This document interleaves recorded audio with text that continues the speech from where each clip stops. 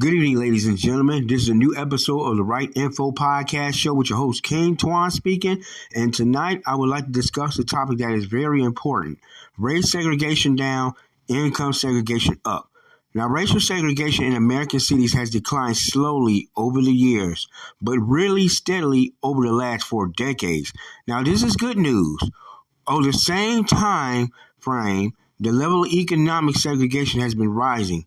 Compared to 1970, 53 years ago, the rich are now more likely to live in different communities than the poor.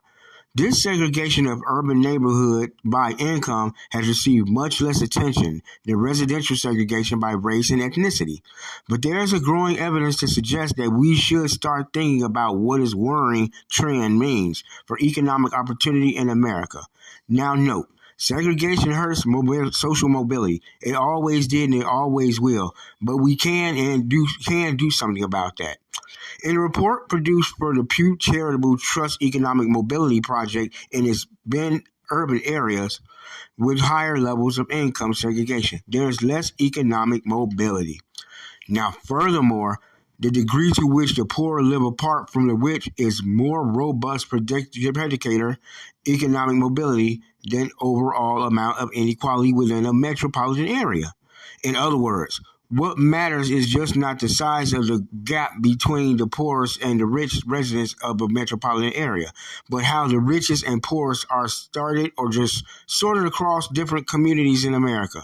In an economically segregated city, growing up in poverty means living in a neighborhood that offers low quality schools, fewer economic opportunities, and more violence. For those on the top of the economic distribution, growing up in a wealthy means that attending well-seasoned schools, having access to economic opportunities through advantaged social networks, and being shielded from the social problems of the poor that arise in most less fortunate neighborhoods. Now, why neighborhoods matter.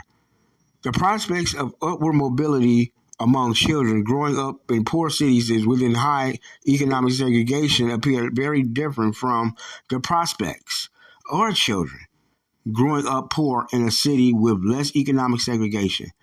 The study of economic mobility must shift toward us focus on cities and other states within the United States, rather than focusing on a single measure of mobility for the nation as a whole. This is the topic I was talking about. I want to discuss tonight. I didn't do any podcasts for the last week or so. I've been so busy and all.